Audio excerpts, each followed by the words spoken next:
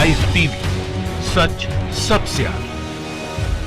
नमस्कार, मैं हर्षिता सिंह और आप देख रहे हैं द लाइव टीवी।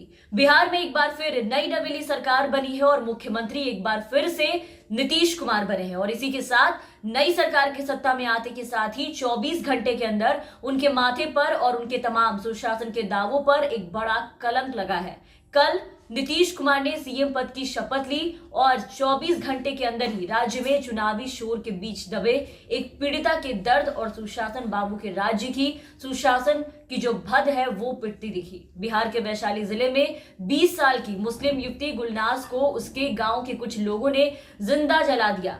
15 दिनों तक मौत से जंग लड़ने के बाद गुलनाज ने अपना दम तोड़ दिया, लेकिन इन 15 दिनों में इतने दिनों में ये खबर कहीं भी देखने को नहीं मिली, कहीं भी इसका जिक्र तक नहीं किया गया। जिक्र आया तो कब, जब गुलनाज अब नहीं रही, उसने अपना दम तोड़ दिया। कल जब मुख्यमंत्री नीतीश कुमार बड़े धूमधाम से शपथ ग्रहण कर रहे थे और इनकी खुशी में एनडीए खेमे में जश्न मनाया जा रहा था, तब इधर गुलनाज और उसके परिजन अपनी बेटी के लिए न्याय की मांग कर रहे थे। इतने दिन मौत से जंग लड़ती रही, लेकिन राज्य में चुनाव थे तो इस मुद्दे पर किसी की नजर नहीं गई, या यूं कहे कि इस मुद्दे को दबाया गया, क्योंकि अभी भी राज्य में सुशासन का झूठा दावा करने वाले सुशासन बाबू ऐसे हालातों में भी सुशासन का ढोल बजा के खुद की पीठ थपथपाने में व्यस्त रहते हैं। गुलनाज ने तड़प तड़प कर दम तोड़ा और बयान में अपने बताया है कि उसके साथ क्या क्या हुआ है, सब कुछ उसने बयां किया। लेकिन ये बिहार का जंगल राज नहीं है, ये नीतीश जी का राम राज्य है और इसको लेकर के राजद नेता तेजस्वी यादव ने भाजपा जदयू यानी कि सरकार पर निशाना साधा है। उन्होंने राहुल गांधी के ट्वीट को रीट्वीट करते हुए लिखा है कि कहां है एलईडी की रोशनी में दिल्ली से बिहार आकर जंगल राज खोजने वाले, नेशन वॉन्ट्स टू नो जंगल राज का महाराजा कौन। और ये सवाल सिर्फ किसी नेता का नहीं है, बल्कि आज पूरे राज्य की जनता का है, गुलनाज का है, उसके परिजनों का है। और साथ ही ये सवाल भी है कि कहां गए हिंदू मुस्लिम करके लव जिहाद का एजेंडा चलाने वाले लोग, जिन्होंने एकता का संदेश देने वाले तनिष्क के एडवर्टीजमेंट को ये कहकर बंद करवा दिया था कि लड़की हिंदू है और ससुराल वाले मुस्लिम है तो ये लव जिहाद है। मतलब अगर लड़की हिंदू है तो ये लव जिहाद है, लेकिन अगर वही लड़की मुस्लिम है और लड़का हिंदू हो और उसे जलाकर मार दिया जाए, उसके साथ छेड़खानी किया जाए, तो ये कौन सा जिहाद है? क्या इसका जवाब आज न्यूज 18 या फिर न्यूज नेशन के वरिष्ठ पत्रकारों में से कोई एक पत्रकार इस पर डिबेट आज करेगा?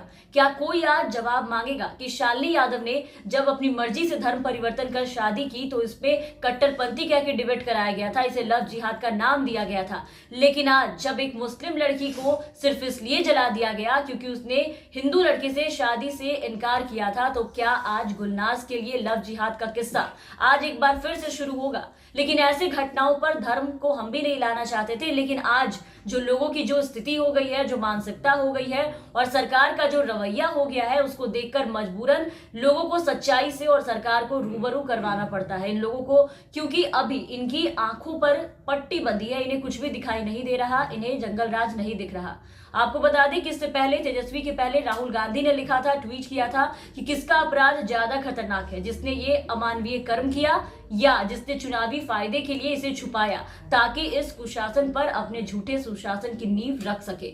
जिस समय ये पूरी घटना हुई उस समय बिहार में चुनावी सरगर्मियां थी और इन्हीं चुनावी शोर में पीड़िता के दर्द को मौन कर दिया गया। साथ ही पीड़िता के परिजनों का यह आरोप है, उनका साफ साफ कहना है कि एफआईआर कंप्लेन सब करने पर, न्याय की गुहार लगाने पर भी नीतीश कुमार के प्रशासन हाथ पर हाथ रखकर बैठे दिखे, किसी ने भी मदद नहीं की। सब मिलकर इस मुद्दे को, इस घटना को दबा रहे थे, कोई भी एक्शन नहीं लिया गया। लेकिन आज जब ये मामला पूरी दुनिया के सामने निकल कर आया तो सबके सब इस पर सख्त नजर आ रहे हैं। और अब बिहार में नई सरकार के गठन के बाद चुनावी शोर थम चुका है और अफसोस कि इसी चुनावी मौन में पीड़िता की आवाज भी हमेशा हमेशा के लिए थम चुकी है। पुलिस पीड़िता की मौत के बाद अब जागी है और अपना नाम सुशासन बाबू के रजिस्टर में दर्ज कराने के लिए अब एफआईआर में नामजद जो मुख्य आरोपी थे उसको गिरफ्तार कर लिया गया है, लेकिन और भी लोग जो इसमें शामिल थे उसकी गिरफ्तारी की कवायद शुरू है।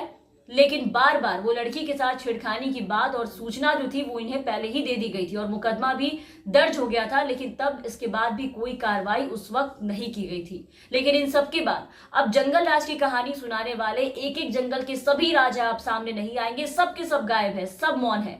इस नए जंगल राज की जो कहानी है वो आपको कोई नहीं बताएगा। अभी कौन सा राज्य है और कौन सा शासन चल रहा है बिहार में, कोई भी इसकी कहानी नहीं कहेगा। लेकिन अब देखना होगा कि सुशासन बाबू बिहार में क्राइम के कुशासन से कैसे अपनी नैया पार लगा पाएंगे इस बार। और यह भी देखना होगा कि बिहार में फिर से एनडीए सरकार आने पर सुशासन देने का दावा करने वाले प्रधानमंत्री नरेंद्र मोदी और मुख्यमंत्री नीतीश कुमार इसे कड़ी सजा दिलाते भी हैं या फिर नहीं। तो इन सबके साथ फिलहाल के लिए बस इतना ही, और आप बने रहें हमारे साथ। अगर आपने अब तक हमारे चैनल को सब्सक्राइब नहीं किया है तो जरूर सब्सक्राइब कर दें, साथ ही बेल आइकन जरूर दबाएं ताकि हमारी हर अपडेट्स आप तक पहुंचती रहे। और अगर आप ये हमारा वीडियो हमारे फेसबुक पेज पर देख रहे हैं तो हमारे फेसबुक पेज को जरूर फॉलो करें और आप हमारे साथ बने रहें। धन्यवाद। लाइव टीवी, सच सबसे आगे।